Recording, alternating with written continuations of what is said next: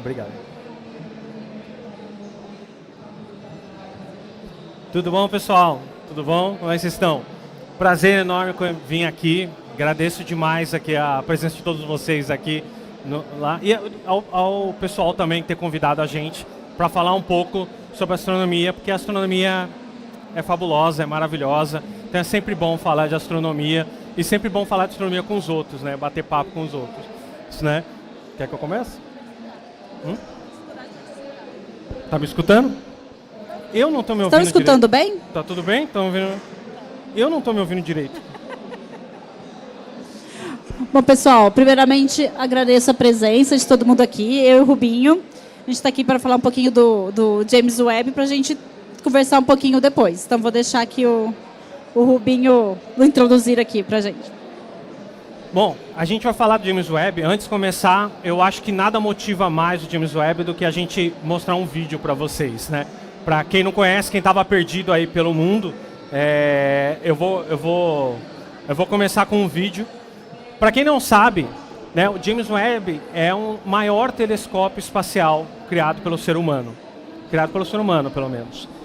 Ele é um absurdo de 6,5 metros, assim, que já é um telescópio gigante para que se ele fosse feito aqui na Terra, e ele ainda está no espaço, o que melhora mais ainda para nós, que aí não tem problema de poluição luminosa, poluição atmosférica, maravilhoso. Foram mais de quase 30 anos para produzir, para criar esse monstro, uma criação, assim, sabe, espetacular.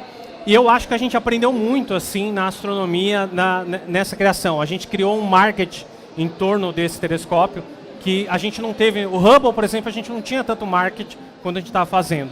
E eu acho que parte do nosso trabalho é também divulgar a ciência, é criar esse marketing mesmo. Olha só, a gente fazer umas fotos, colocar no site aqui a construção do telescópio. A gente pode ver o pessoal aqui fazendo análise. Inclusive tem até as imagens. Esse aqui cada espelho foi aluminizado, né? Colocaram uma camada também de ouro, por isso que criou essa visão bonitinha. A gente consegue ver também o espelho de prova que eles foram para testar, que eles fizeram. Tudo isso era disponibilizado, assim, era bem atual no site da NASA. A gente podia ir lá acompanhar a criação, a gente podia estar de perto em toda a produção dessa criatura, né, dessa monstruosidade. Esse é o espelho normal. Eles começaram a construir ele, e o pior é que ele é quase um transformer, né? Ele é meio todo dobrável, você pode ver que a lateral dele dobra, o espelho secundário também ele é dobrável também. Eles precisavam ter toda essa tecnologia para mandar para o espaço. É aqui uma análise da escala, vocês estão vendo a Silvia, uma das engenheiras de lá. Esse é o espelho do Hubble e o espelho do James Webb. Então o Hubble já era uma coisa maravilhosa. O James Webb, então, olha só a diferença de tamanho dele. Esse telescópio que a gente mandou para o espaço, ele tem também um escudo. Para quem não sabe, ele tem também um escudo totalmente dobrável, né? Esse é um escudo é um escudo térmico, que permitia ele não ficar aquecido por conta do sol. Muita gente até não entende bem como assim, mas o James Webb ele está de costas o tempo todo do sol. Ele está num ponto que a gente chama de ponto de Lagrange, que é um ponto estável. E aí ele fica esse tempo todo assim posicionado de costas para o Sol, para não sofrer interferência do calor. Não só o calor do Sol, como o calor da Terra, o calor da Lua, qualquer outro calor. Então ele fica em torno desse ponto de Lagrange. O ponto de Lagrange está no meio disso, e ele fica rodeando esse ponto, sempre de costas para o Sol, caminhando com a Terra por todo o caminho. E é essa visão que a gente tem dele, a gente consegue mapear o céu ao longo do tempo, de acordo com a rotação do James Webb. Então o James Webb ele vai rotacionando, e assim ele obtém as imagens maravilhosas. Ele tem aqui, esse é o lado que a gente chama lado frio, o lado quente é o lado que está fora do escudo térmico, esse é o lado que ele fica aqui trabalhando, escondido aqui da Terra. Então o James Webb não consegue ver a Terra, por exemplo. Ele não consegue apontar para a Terra. Ele não conseguiria tirar uma selfie. Infelizmente, a gente não conseguiria fazer isso com ele. Mas ele está em torno mais de 1 milhão de quilômetros, muito mais distante do que estava o Hubble. O Hubble estava em torno de 500 quilômetros, o James Webb está a 1 milhão. Ele tem um shift que a gente fala, ele tem de um pouquinho de ângulo só na direção horizontal, 5 graus na horizontal e quase uns 30 na vertical. Assim. E aí, com o tempo, ele vai mapeando, a ideia é mapear todo o nosso universo. Essa é a visão do Hubble. Cada área dele, ele vê uma área, são câmeras especiais para mapear o céu. Então ele tira uma foto, ele tem um espectrógrafo, ele tem aparelhos de infravermelho, e aí ele tira uma foto do céu com várias máquinas ao mesmo tempo. Né? E beleza, só queria fazer essa introdução para vocês, quem não conhece o James Webb, já se aclimatar com ele, com essa maravilha. Já coloquei como é que fala? Coloquei a propaganda da NASA, porque é sempre importante, ela que nos forneceu os créditos, né? Tudo isso. Bom, pessoal, assim, todo mundo está por dentro agora do James Webb, o que é, mas o Hubble, que é o telescópio espacial que a gente conhece bem, ele observa na luz visível, na luz que a gente enxerga. Ele enxerga um pouquinho no ultravioleta e um pouquinho num pedacinho do infravermelho também. Só que o James Webb, ele foi desenvolvido para observar no infravermelho. Tá, mas por que infravermelho? Tá. Bom, vamos relembrar nossas aulas de física aqui. Alguém já ouviu falar do espectro eletromagnético? Obrigada. Bom, a luz que a gente enxerga faz parte é um pedacinho desse espectro. Então, a radiação, né, ela tem várias frequências. Então, nós temos micro-ondas, que a gente usa ali, nosso forno de micro-ondas. Temos as ondas de rádio, as ondas ultravioletas, raio-x. Quando a gente vai lá, quebrou o braço, vou tirar um raio-x, é um tipo de radiação. Só infravermelha, só que os nossos olhos só conseguem captar a luz visível. Mas os objetos do universo, galáxias, estrelas, qualquer objeto, qualquer astro, eles emitem em vários tipos de radiação. Então, e cada tipo de radiação me dá uma informação diferente. Então, eu quero observar o que aquela galáxia emite em raio-x. Eu tenho que construir um telescópio que vai captar raio-x.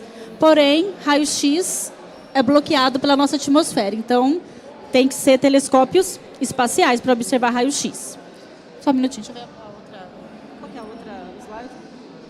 Não, volta. Tá. Eu ia colocar um exemplo aí da atmosfera, eu não coloquei. Então, a nossa atmosfera, ela bloqueia algumas radiações. A luz visível chega, ondas de rádio chega, mas, por exemplo, o infravermelho chega um pedacinho.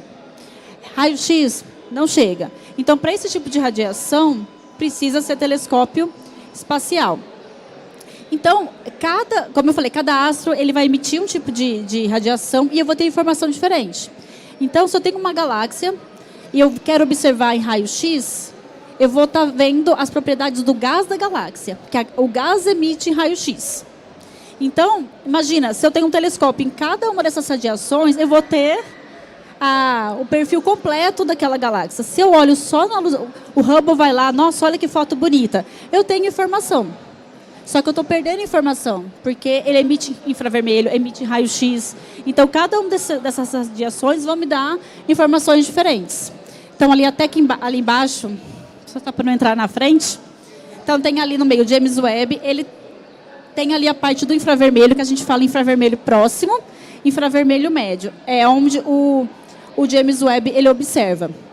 Não só isso, ele tem um espectrógrafo, que é um outro instrumento, que ele vai pegar a luz, vai decompor ela, e você consegue estimar, por exemplo, com espectroscopia, o que tem na atmosfera de um planeta fora do sistema solar, no exoplaneta. Então, tem todos esses equipamentos aí. Tá. E outra coisa legal, o porquê, né, que ela é infravermelho. O James Webb ele quer estudar as primeiras galáxias do universo. Porque o que a gente está vendo aqui, nós estamos vendo as galáxias bonitinhas no céu, mas como que elas se formaram? Como que elas eram antigamente? Então, quanto mais longe a gente observa, a gente está vendo as coisas no passado. Por exemplo, a luz do Sol demora 8 minutos para chegar aqui. Então, se acontecer alguma coisa lá no Sol, eu vou demorar 8 minutos para ver. Bom, 8 minutos não vai ter tempo de fugir se acontecer alguma coisa, já era. Né? Então, a gente está vendo as coisas no passado. Quanto mais distante, a gente está vendo bem no passado. Então, eu quero olhar o universo lá no começo. O que acontece? Lá no começo do universo, as galáxias elas estão emitindo uma luz, mas até chegar na gente, o universo está se expandindo. E essa luz, imagina a luz como uma onda. Então, o universo está se esticando, a luz vai se esticando também. Quando a luz chega aqui para a gente, ela não chega mais... Por exemplo, se ela foi emitida em ultravioleta, não chega para a gente ultravioleta aqui. Chega, por exemplo, no infravermelho. Por quê? Por causa da expansão do universo. Então, o James Webb quer estudar essas galáxias. Então, por isso que ele é infravermelho. Tá? Então, aqui só uma comparação. Ali, do lado direito, meu direito, não, esquerdo de vocês. Nós temos ali os pilares da criação, que é até imagem bem famosa, muita gente usa de fundo de tela. E ali dentro dessas nuvens escuras, tem muitas estrelas que estão se formando ali dentro. Só que a luz delas não está saindo.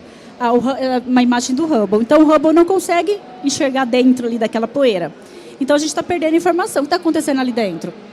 A imagem, já aqui à direita de vocês, que é a do James Webb, é do mesmo objeto. Vocês estão vendo quantas estrelas a mais aparecem? A gente consegue... A luz infravermelha, ela atravessa a poeira. Então, tudo que tem poeira, a galáxia tem um monte de poeira. Se a gente observa no infravermelho, essa radiação atravessa. Então, como eu estou enxergando muito mais coisas. E aqui, sendo assim, né, o James Webb, ano passado, conseguiu, então, começar... Depois que ele fez toda essa viagem que o Rubinho falou, que ele foi dobradinho, ele se desdobrou e fez vários testes, claro, e tudo perfeito, controlado aqui pela Terra. A gente se comunica por ondas de rádio, né, com o James Webb. E aí ele fez a primeira imagem. E essa imagem aqui, que eu acho maravilhosa, que é uma imagem de campo profundo. Essa imagem aí, se você olhar para o céu, é o tamanho de um grão de areia. Então, pensa, dentro desse grão de areia tem tudo isso. Agora, imagina o tamanho do universo inteiro. Então, essa imagem eu acho linda, porque olha o tanto de galáxias que tem. E vocês estão vendo, Rubinho, aponta para mim lá, meu pointer, os arcos. Está vendo esses arquinhos vermelhinhos? Isso aí são galáxias que estão muito distantes. Aqui na frente, a gente tem o que a gente chama de aglomerado de galáxias. Tem aquele nome ali, ó. SMACS, eu falo, 0723. Não é um nome bonito, mas isso é um aglomerado de galáxias. São várias galáxias que estão ali orbitando um centro de massa. Né? Então, é um objeto que tem muita massa, muitas galáxias. E lá no fundo, nós temos outras galáxias, só que a luz dessas galáxias lá atrás, elas viajam, elas atravessam esse aglomerado e chegam até a gente. Quando ela atravessa esse aglomerado, a luz ela é distorcida. Porque, vamos voltar aqui para as aulas de física, uma coisa de muita massa acaba distorcendo o espaço-tempo. Então, o espaço sendo distorcido, a luz, quando viaja, ela tem sua trajetória alterada. Então, a gente vê esses arcos, que eu gosto de falar, é o efeito chamado de lente gravitacional. Eu gosto de falar que é uma ilusão de ótica causada pela gravidade. Essas galáxias elas não são assim, distorcidas. É só a imagem que a gente está vendo delas. E o que é legal, porque esse aglomerado aqui, não só ele distorce essas galáxias, ele amplia. Então, é um telescópio natural. Então, imagina o James Webb, além de toda a potência dele, ele ainda aproveita um aglomerado de galáxias que é um telescópio natural do universo. Acho isso muito, muito legal. Essas estrelas aqui da frente são estrelas aqui que estão em primeiro plano, né, que acabam, às vezes, atrapalhando um pouquinho nossa imagem. Pode. Só para comparar, a mesma imagem ali do Hubble. Então, olha a diferença. Né? O Hubble também fez essa imagem de campo profundo, mas com o James Webb, a gente tem muito mais resolução, muito mais galáxias aparecem aqui. Então, claro, James Webb com maior tecnologia, um espelho maior e enxergando em outro comprimento de onda, também ajuda a gente a ter mais informação. Pode falar. Você dá o microfone para mim. Como é que é James Webb? James Webb. James Webb. Então, é importante a gente pensar, né? Porque muita gente fala assim, por que a gente precisa melhorar tanto? Essa imagem que vocês estão vendo é o telescópio que está sendo construído, ainda não está pronto. É o EELT, European, a gente chama de Stupid Large Telescope. É vai ser um dos maiores telescópios já construídos, quase um shopping center, assim, olha o tamanho do carrinho lá embaixo. Ainda está sendo construído ele, mas o carrinho aqui embaixo, ó. Tchum, é isso. O importante é a gente entender o porquê que a gente precisa melhorar. A ideia, para nós na astronomia, a gente gosta de telescópios cada vez maiores, cada vez mais maiores de bom, mais grandes de melhor. Então, isso ajuda a gente a entender melhor o universo. A gente tem um certo problema na astronomia, que a gente tem uma foto estática do céu. E quando a gente olha para o céu, tudo é astronomicamente demorado, assim, né? Tudo demora muito tempo. Então a gente tem uma foto estática, tipo, a gente não consegue ver uma estrela nascendo, crescendo e virando e morrendo. Então, como a gente não tem isso, a gente só tem uma foto estática, a gente olha lá uma estrela jovem, uma estrela adolescente, uma estrela velha, e a gente liga os pontos. Então, quanto mais a gente entender do universo, mais fácil a gente vai ligar os pontos e entender a evolução de uma estrela. A gente quer ver coisas melhores, a gente quer entender melhor formações. Por exemplo, essa aqui é a famosa nebulosa cabeça de cavalo. O James Webb ainda não observou ela, talvez a gente possa melhorar as nossas observações de James Webb e descobrir que a nebulosa cabeça de cavalo com muito mais detalhes, muito mais rica de conteúdo. Ou quando a gente olhar a galáxia do Sombreiro, né? Eu imagino que a galáxia do Sombreiro, quando o James Webb tirar uma foto, vai ser muito mais, nós vamos conseguir ver toda a beleza do Sombreiro. E claro, essa aqui é a nebulosa Olho de Gato, né, que a gente está vendo o Olho de Gato. Quem sabe com o que a gente possa descobrir quando a gente olhar com mais detalhes essa nebulosa, a gente vai conseguir entender, na verdade é uma supernova, né? A gente vai conseguir entender melhor toda a formação. Isso tudo porque a gente precisa de mais dados do universo. A gente não consegue entender ainda toda a formação, a gente sempre tem um buraco para ser preenchido. Então, quando a gente observa, por isso que é importante estudar o universo, porque a gente está vendo só um pequeno período ridículo e minúsculo do universo, cada foto que a gente tem. E quando a gente for embora, esse tempo ridículo ainda não vai ter passado nada. Assim, vai ter passado muito pouco. Assim, então, a nossa vontade é, no nosso curto período aqui nesse planetinha, a gente entender cada vez mais do nosso universo e compreender melhor. E por isso, a gente cria telescópios cada vez maiores, melhores, assim como o James Webb. Existem já projetos de outros telescópios maiores. Eu espero que com o James Webb aposentar, a gente já tenha um maior e melhor para a gente poder analisar. Aliás, agora é você.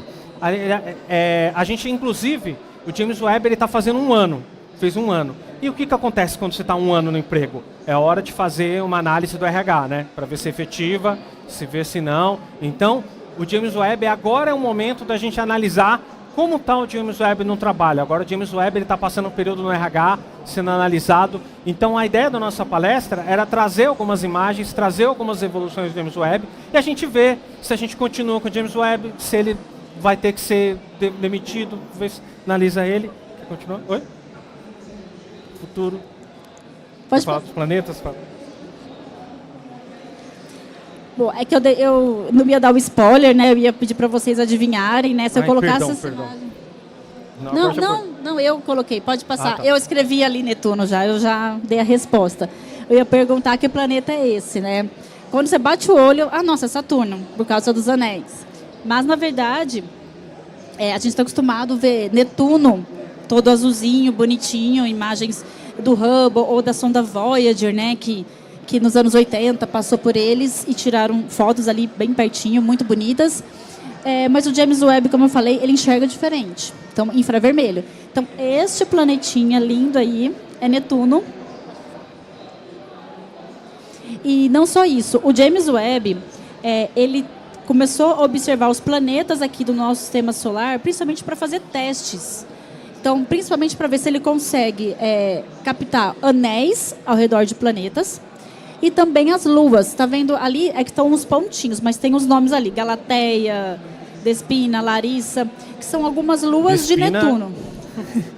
E lá em cima, bem brilhante, tem Tritão, que é uma lua de Netuno. Então, o James Webb ele consegue captar não só os anéis ali de poeira que tem ao redor dos planetas, como também as luazinhas, algumas luazinhas. Então, estudando o nosso planeta do sistema solar, mais para ver a potência aqui, porque o James Webb ele quer ver planetas fora aqui do nosso sistema solar. Pode passar. Pode passar.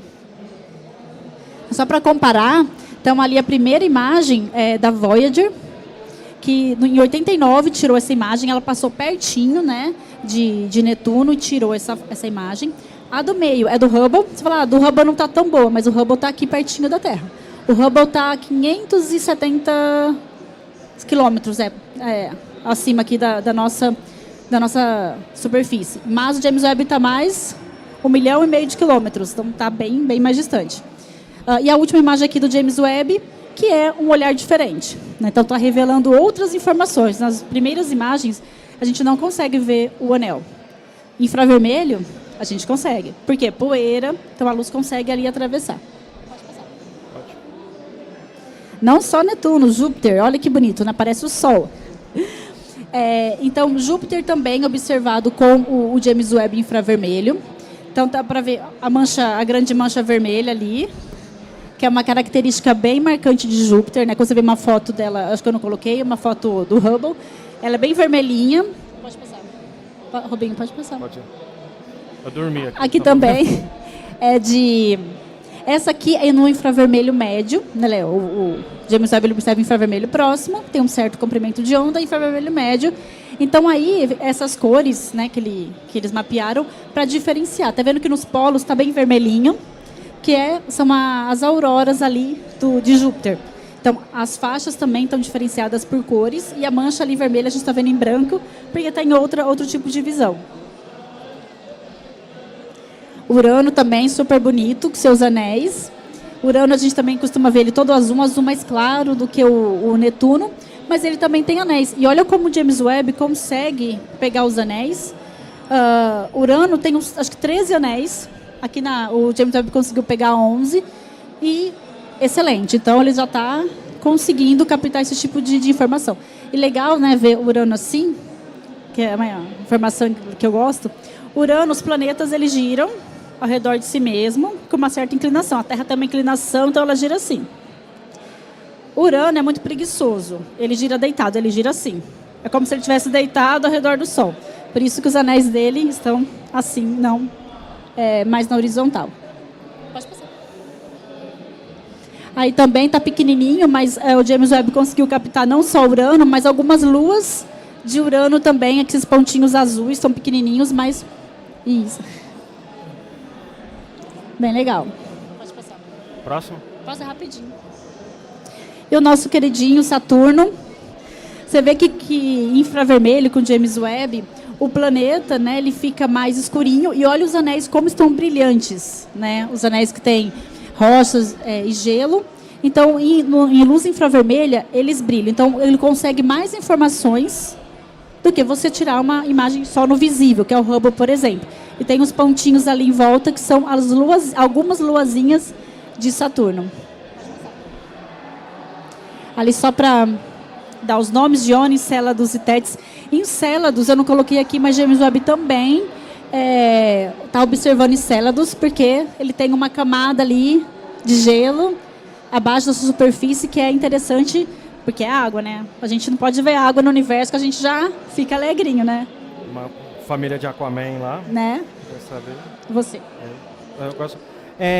Bom, agora vou mostrar, não vou mostrar só nebulosas, né? Vou mostrar algumas outras coisas também para vocês do James Webb. Como a gente estava falando, a gente tem um limite físico para o tamanho de telescópio que a gente pode construir aqui no nosso planeta. O limite é o raio do planeta Terra. Só se a gente cortasse o planeta Terra na metade, aí dá para fazer um telescópio do tamanho do raio do planeta. Mais que isso a gente não consegue. Não um telescópio óptico por conta dos espelhos. O James Webb, ele é uma maneira da gente suprir isso, a gente fazer telescópios fora do nosso planeta. É claro que é muito mais caro. Obrigado. Muito mais caro a gente fazer telescópios fora do nosso planeta. É muito complicado, é caro, não é viável a ponto assim, a gente não consegue equipamento, a gente não consegue acoplar um equipamento embaixo, porque o telescópio é uma parte do trabalho. O equipamento que vai embaixo dele, que liga o telescópio, é a outra parte de todo o trabalho. Por exemplo, o James Webb tem um infravermelho. O espelho é uma parte, a outra parte é o periférico que se encaixa nele, que aí no caso do James Webb é o infravermelho. Essa é uma imagem, a Miriam mostrou antes, essa é o Pilares da Criação, né? Pessoal, a gente apelidou de Pilares da Criação. Eu acho que não tinha nome melhor, fico imaginando assim, os astrônomos sentando, vamos chamar de Pilares da Criação, porque quando a gente olha uma nebulosa, a gente está olhando um berçário de estrelas. As estrelas nascem de nebulosa. Assim, exatamente como funciona, a gente não tem ideia ainda, a gente entende mais ou menos isso. Mas de alguma forma, essa nuvem de gás e poeira, ela acreta material e forma uma série de estrelas. São estrelas bebês que a gente vê daqui. Nessa imagem linda, aliás, tem várias imagens do James Webb que a gente consegue ver, a gente consegue ver em dourado, as partes douradas, algumas ejeções das protoestrelas nascendo. A ejeção, que a gente fala chama de outflow, é o arroto da estrela. A estrela nasce, solta um arroto, e a gente vê essas ejeções. As partes escuras são parte do material que a estrela se acreta para se formar, para se tornar uma própria estrela. Então ela acreta material à sua volta, limpando a área da volta, formando partes escuras. Então quando olharam isso, que parece uma mão, falaram, ó, isso parecem pilares, vai ser Pilares da Criação. Que é uma foto magnífica, tela de celular de muita gente aí, eu tenho certeza. Essa aqui é a nebulosa da Carinai. Eu acho um absurdo essa paisagem que a gente montanhosa que a gente tem.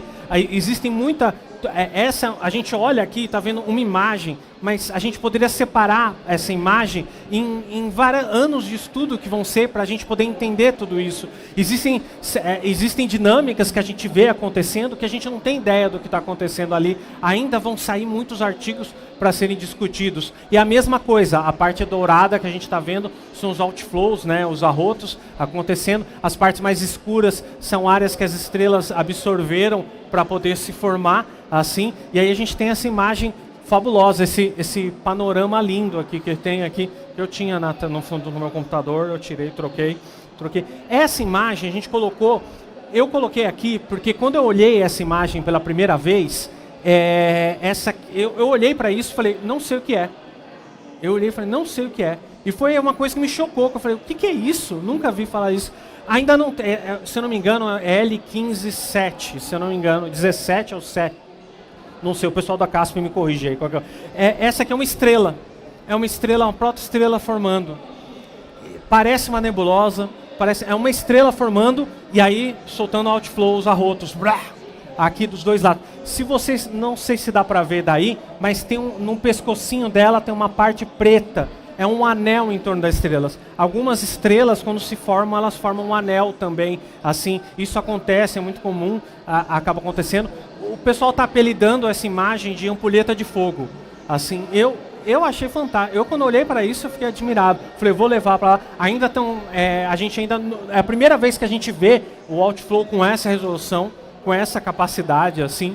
Então, por isso que acabaram apelidando ela de ampulheta de fogo.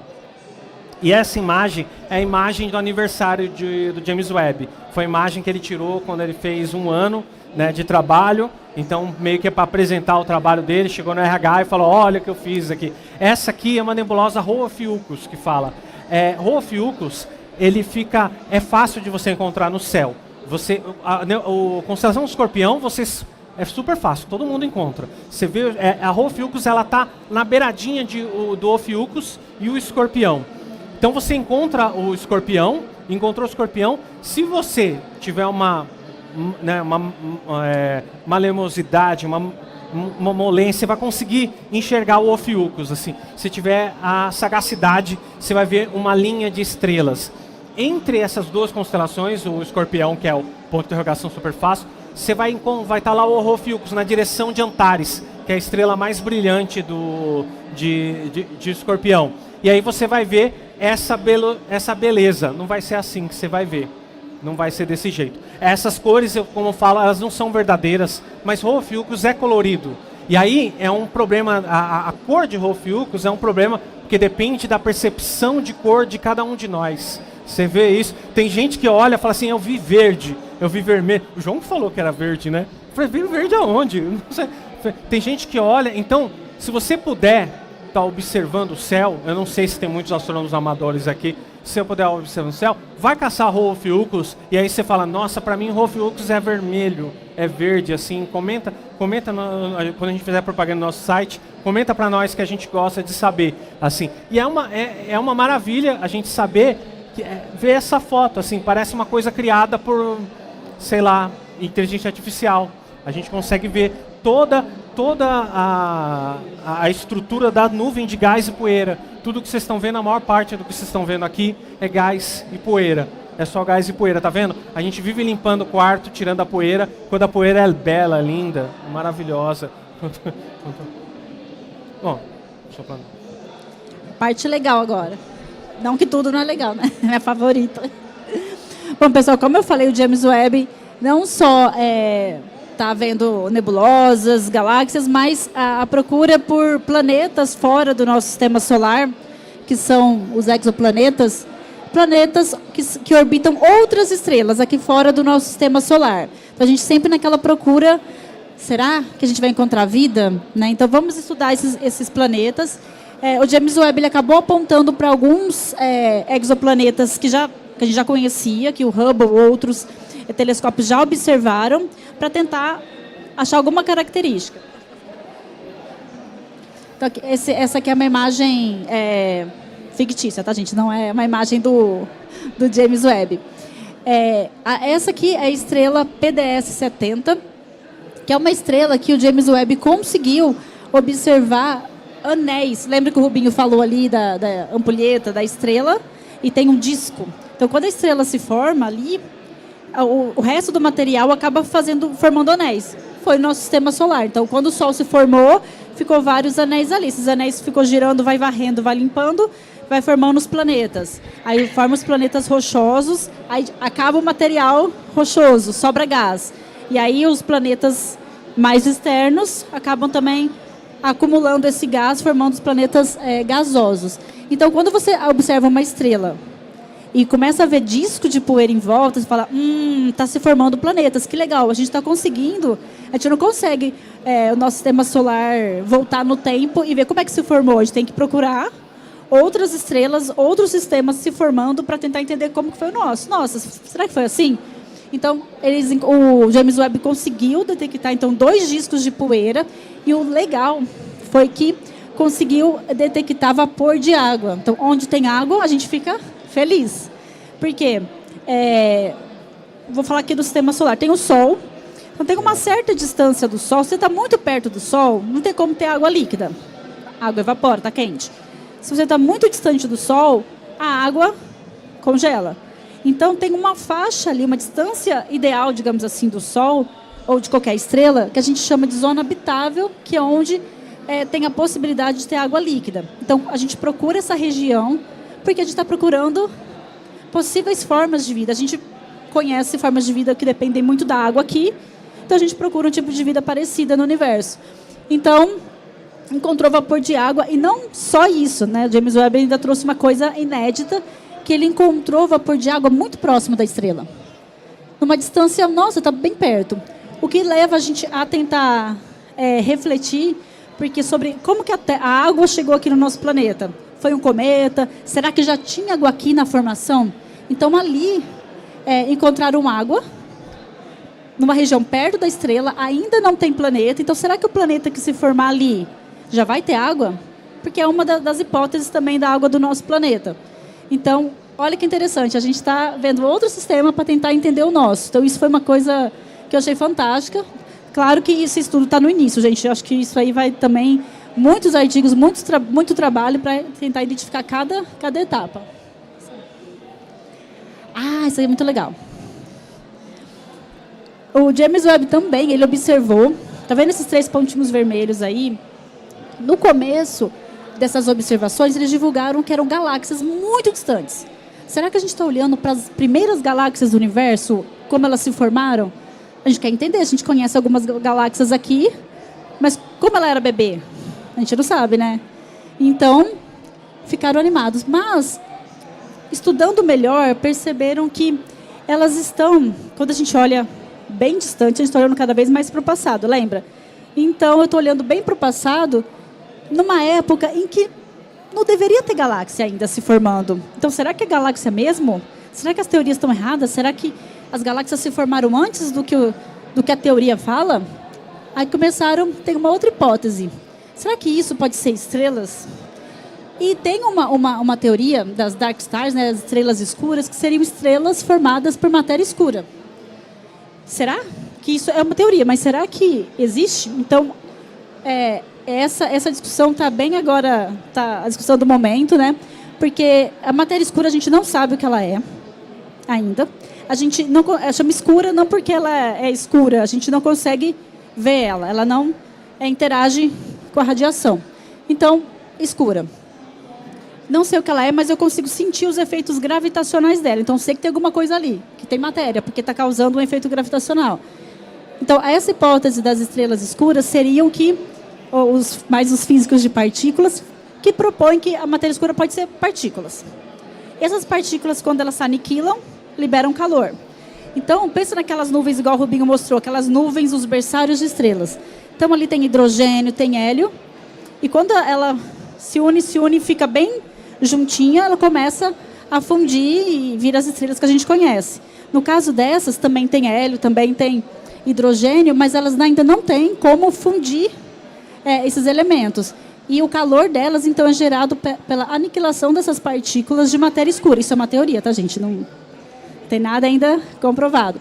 Então, essas estrelas que seriam gigantes, né? Por isso que a gente consegue observar elas como se elas fossem galáxias. Então, ainda está na discussão. Será que nós estamos vendo esse tipo de estrela? Será que existe essas estrelas escuras? Então, ainda tem muito mistério ainda. Não, você olha para essa foto, você não dá nada para essa foto. Você olha e fala assim, grande coisa. Nossa, grande coisa. Mas o problema é que os dados que a gente conseguiu dessa estrela podem explicar coisas sobre a matéria escura.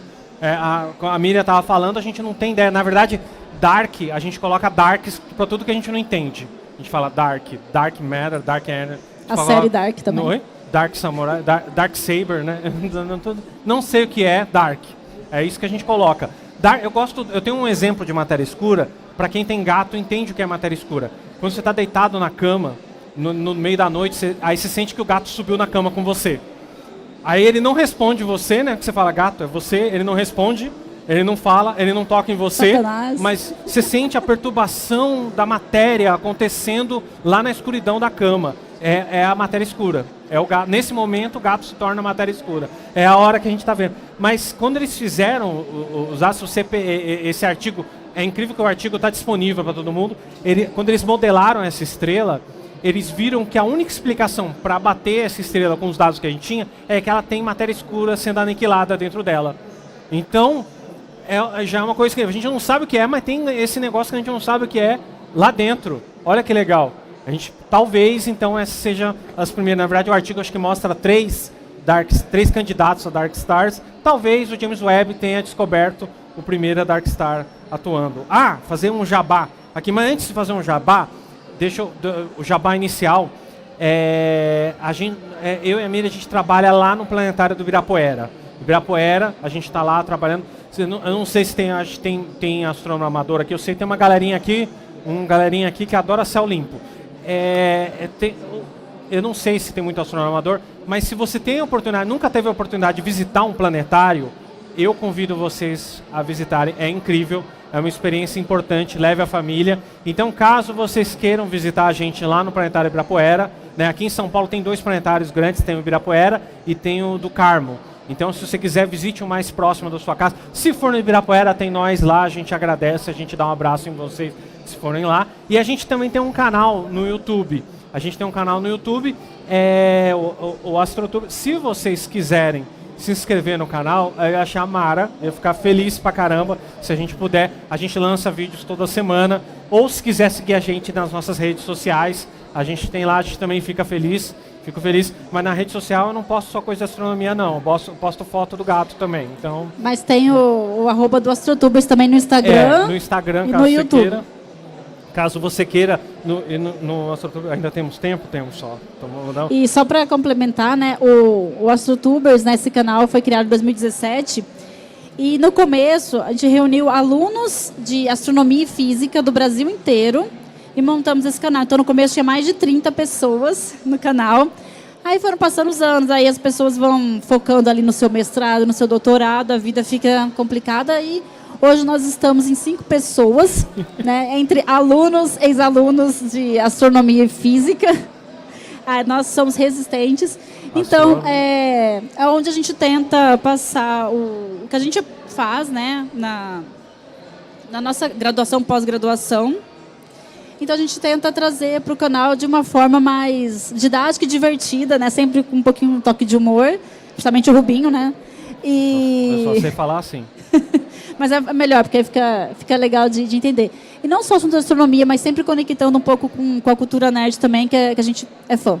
Então, se vocês quiserem também dar um apoio pra gente, ver a gente lá nas redes sociais, a gente sempre também responde, conversa, podem mandar mensagem, tirar dúvidas, assim. O pessoal sempre manda, às vezes, muitas perguntas sobre, quero virar um astrônomo, quero fazer astronomia, compensa fazer física, astronomia e após, onde eu vou trabalhar? Então, todas essas dúvidas também a gente costuma responder bastante. Então, quem tiver esses interesses também pode mandar pra gente que a gente responde também. A gente devia ter encerrado junto com a palma para pegar a palma de lá e daqui a gente fazer uma só. Mas antes, a gente vai abrir para perguntas, né? Por hoje é só que a gente ia falar. A gente vai abrir para perguntas, mas antes de eu abrir para perguntas, antes de vocês irem embora, eu posso tirar uma selfie aqui com todo mundo e mostrar para minha mãe. Vem, Miriam, vem, Miriam. Vem, Miriam.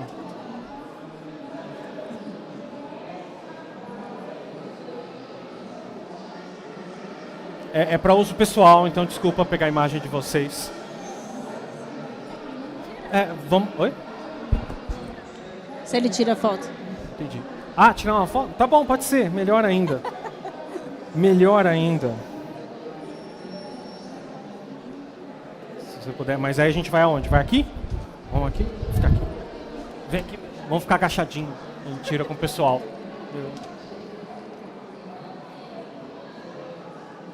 Ergue o braço todo mundo para fazer mais no número. Isso.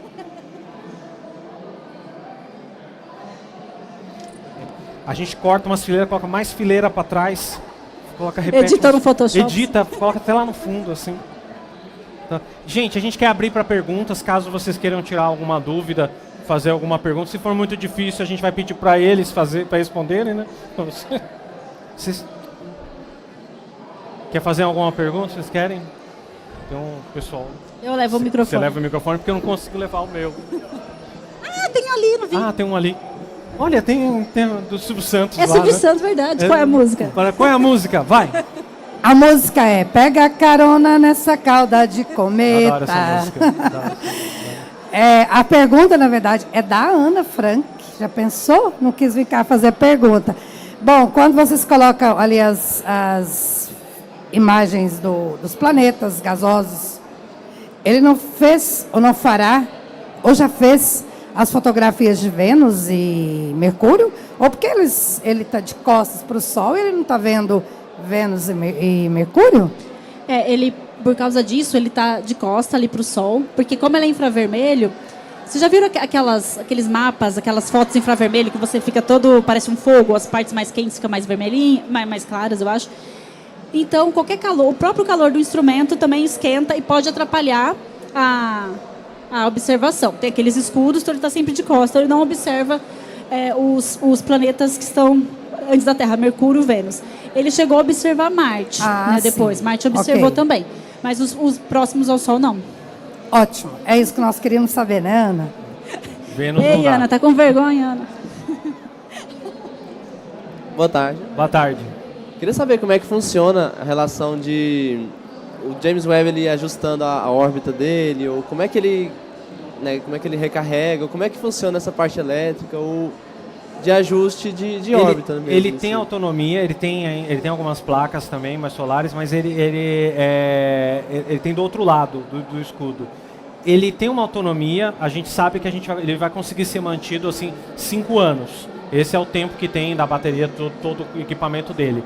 Pode ser prolongado para 10 anos. Eu não sei dizer como funciona esse prolongamento. Tipo, ele vai trabalhar mais. A gente não vai conseguir ir lá para fazer que nem o Hubble, ir lá e fazer um upgrade nele. Isso não vai acontecer. Assim, não sei se ele vai funcionar só com as placas, só com a bateria. Mas ele realmente tem um reajuste tudo por Aí ele solta gás para poder fazer o realinhamento dele, assim. Então ele tem uma autonomia de 5 anos. Não sei como vai ser, por que vão estender para 10. Assim, não sei se dizer o que é, se é só a bateria, se é só as placas, não sei te dizer. Mas entre 5 e 10 anos ele vai trabalhar, com certeza. Eu queria saber se a Terra também tem anéis e o que seriam esses anéis. Uma boa pergunta. Na verdade, a Terra não tem anéis. A gente tem anéis. Desculpa, você quer responder? Se você pegar todos os planetas depois de Marte, assim, passou Marte, Júpiter, todos os outros têm anéis. Aí todos vão ter anéis. O que acontece com o anel é que, sabe quando você joga água suja no ralo? A água suja desce pelo ralo e aí às vezes fica uma sujeira toda em volta. Essa sujeira toda em volta é o anel. Esse anel pode acretar e formar, por exemplo, uma lua. Os anéis de Saturno nada mais são do que luas que se pulverizaram e jogaram assim em torno de Saturno, tipo um solzinho assim, em torno de Saturno, e aí ficam andando lá. Então é um material. A estrela, quando ela se forma, ela tem o disco também. Esse disco pode se manter, mas esse disco ainda pode condensar, assim, as suas faixas podem acabar condensando e formando planetas. O planeta arrasta todo o material, porque quanto mais massa, mais ele quer, mais ele busca, e aí ele forma os planetas. Então a Terra não tem planeta, não tem um anel, porque a gente tem a Lua. A Lua se acretou e formou o anel. Talvez se a gente pulverizasse a Lua, ia ter um monte de material andando na Terra, assim, a gente teria um anel bonito. Assim. Entendi, obrigado. Oi, boa tarde. Recentemente na internet surgiu uma questão sobre James Webb e Big Bang. A minha pergunta é se o James Webb ele pode ser usado para provar a teoria do Big Bang ou se pode refutar, porque eu não lembro que foto que foi. Mas foi uma estrela mais velha do que Isso, exatamente. E falaram que todas aquelas galáxias já estavam prontas, e aí uma galera falou que não se esperava aquela foto, né? Aí outros já disseram que não, o James Webb nunca foi criado com o intuito, né, de provar a teoria. Então eu gostaria que vocês falassem um pouco a respeito e esclarecessem essa questão. Quer falar? Posso? Bom, é aí que tá, né? Como eu falei daquelas primeiras estrelas, a teoria, né, os estudos falavam, não, naquele momento, porque no universo as coisas se formam, a gente fala que chama modelo hierárquico, né? Forma as coisas pequenininhas e formam as grandes. Então primeiro forma as estrelas vão se juntando, com gás viram as galáxias, depois as galáxias se juntam, viram grupos, depois aglomerados, então tudo isso. Então a gente, tendo a teoria do Big Bang como a nossa teoria de início do universo, tem os modelos que a gente consegue estimar, em tal idade, aqui, ainda não vai ter galáxia.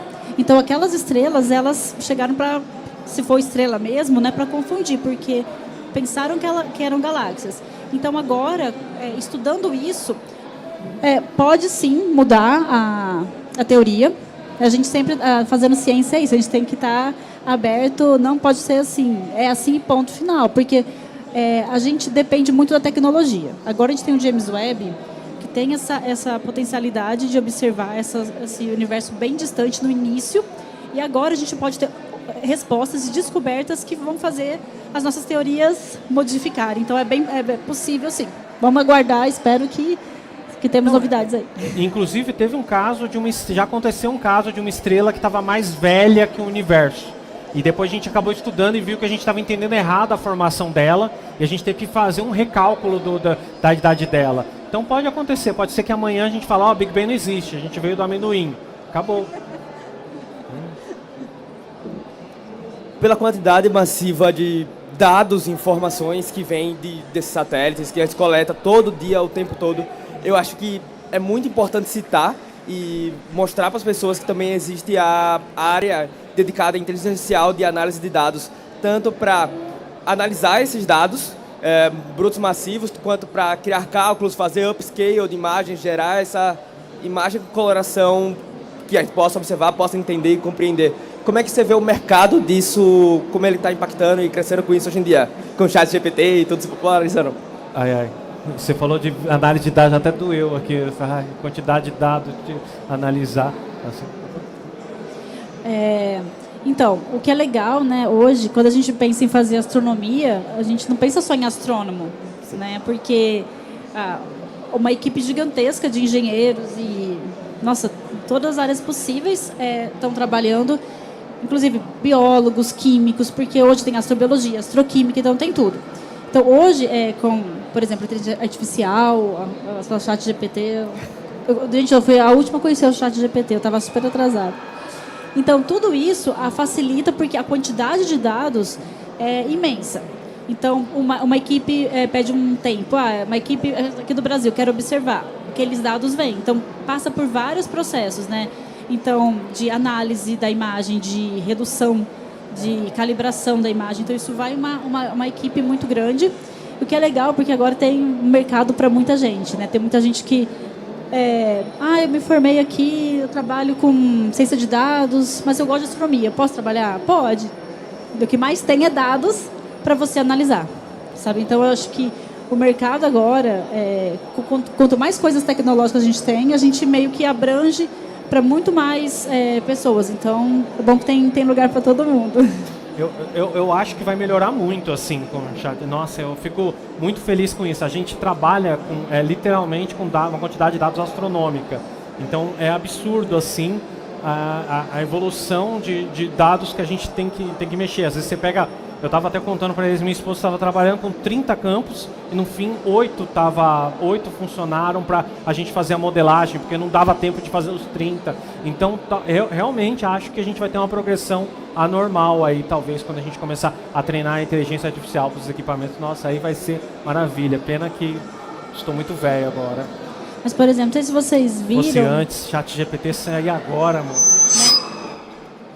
Fui eu? Alô? Não sei. Saiu, né, recentemente uma teoria da formação da Lua. Que a Lua, né, há muito tempo atrás, um corpo chamado Theia chocou com a Terra e formou a Lua. Então já tinha essa teoria, mas com o avanço, né, tecnológico, com computadores muito melhores, conseguiram fazer uma simulação com muito mais resolução e aí descobriram que a Lua se formou instantaneamente. Então isso dependeu bastante da tecnologia, a gente depende muito. Então, no futuro, eu fico imaginando que tipo de telescópio vai ter e que informação que a gente vai ter que a gente ainda não tem. Desculpa, pode ir. Eu acho que a minha pergunta seria basicamente isso. Como que a inteligência artificial e o desenvolvimento de engenharia pode impactar nas futuras tecnologias para... Como é que eu posso falar? Tipo, o que vem depois do James Webb? O James Webb ele demorou um tempo para ser, ele teve atraso no lançamento, mas já tem mais James Webb sendo produzidos? O telescópio espacial é uma coisa, né, caríssima, igual o Rubinho falou também. Se acontecer algum problema, não tem como ir lá arrumar. Com o Hubble a gente ainda consegue ali, né, que está aqui pertinho, mas não tem. O que está sendo, tem vários projetos, são de telescópios terrestres. Você fala, nossa, mas por que, né? No espaço é muito melhor. É muito mais caro. E aqui os telescópios terrestres, esses gigantescos, né, ainda estão sendo construídos vários.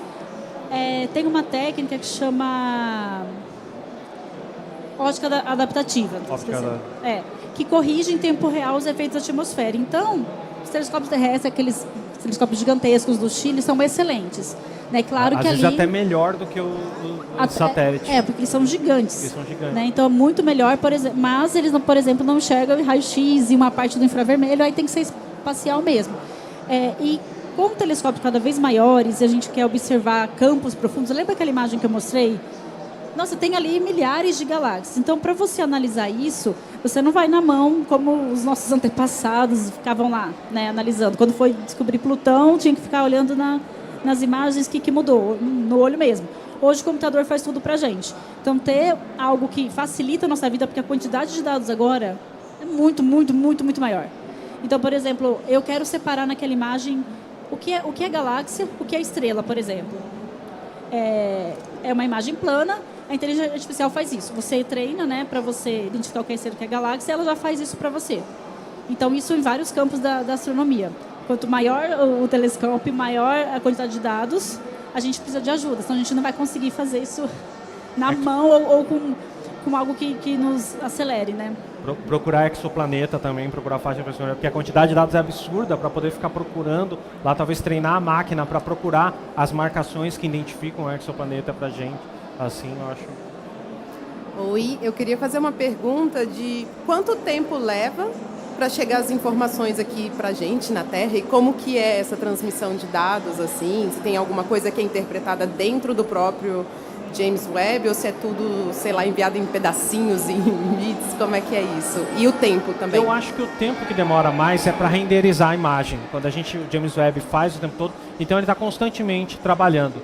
Então, a gente tem a informação vindo na velocidade da luz, mas não está próxima, então... Acho que é uns 5 minutos assim, de comando, então, né? O que demora mais é para a gente carregar a imagem, o tamanho daquela imagem para o nosso computador. Então, isso que é um pequeno... E é muito curto. Eu acho que o problema é a gente processar essa quantidade de todas as imagens e achar tudo isso. E aí, talvez, no inteligência artificial, a gente separar todas as imagens que são importantes, as que saíram, tudo. E aí, ele caminha com um sistema de missão, né? Então, você vai e fala assim, você é astrônomo, você gostaria muito de observar aquela área. Então, você pede para o James Webb, olha, eu preciso dessa área que eu estou observando, Rolf e Ucus. Eu preciso a hora que pega, tal. Preciso que ele fique observando essa área por tantos segundos, tal. Então, é isso, e esse procedimento da vinda do telescópio que pode demorar, assim, mas praticamente não demora nada. 5 minutos. Baixar uma imagem na internet demora... Oi, boa tarde. Naquele filme Wall-E, tem uma parte que é bem interessante, né? Uma imagem foi bem impactante, que é aquela cena onde eles estão saindo do planeta e tem muito lixo espacial, né? Um monte de satélite e tal. Com a atual exploração espacial... O Elon Musk, você está falando? Ou não? Não, o Elon Musk, eu acho que ele é a ponta do iceberg, né? Para a exploração espacial que está por vir, né? Não sei dizer se ele é a ponta do iceberg, eu acho que ele é bastante parte do iceberg. Já está bem baixo? Então eu queria saber qual o nível de preocupação que a gente está em relação a isso, para onde a gente está caminhando e qual que é a visão realista. Vou falar mal aqui do Elon Musk, aqui, o Sacani está ali, ele vai vir aqui. Fica à vontade, eu não sou ele. Fala você, que eu não quero falar mal do Elon. Depois eu apanho. Ó, gente, a gente tem que encerrar, né? Fala aí. O encerramento, rapidinho. Bom, eu acho que a gente deveria se preocupar. Nós, os astrônomos, a gente tem um pouco de raiva, né? Porque a gente quer observar o espaço, a gente só vê um monte de risco de satélite passando. Então, atrapalha muito a gente. Então, pensando na astronomia, é algo que a gente se preocupa e se incomoda bastante, né? E claro que é uma preocupação para o futuro, porque é um lixo espacial e tem uma quantidade enorme de lixo espacial. Então, em algum momento... tem um telescópio que acho que está lá é um telescópio russo, não sei se ele está ativo ainda, que fica aqui no OPD, que ele é só de monitoramento de lixo espacial. Então ele fica monitorando mesmo. Acabou criando um mercado de monitoria de lixo espacial, assim. Né? Então, para nós, assim, preservar o céu é importante. Eu diria assim, oticamente, o Starlink atrapalha muito, mas para o pessoal de radioastronomia, nossa, assim... desgraçou muito o céu, atrapalha demais para a gente poder fazer. E aí, por conta disso, que é muito difícil a gente ter, eu vou encerrar, mas por conta de a gente ter muito difícil a gente ter telescópios que nem o James Webb, a gente procura mesmo preservar cada vez mais o céu. Mas, gente, obrigado mesmo. Obrigada, aí. pessoal. Agradeço demais a participação todo. Agora saiu todo mundo, tem que bater palma bastante. Obrigado, pessoal. Obrigado. Obrigada, tchau, gente. até a próxima.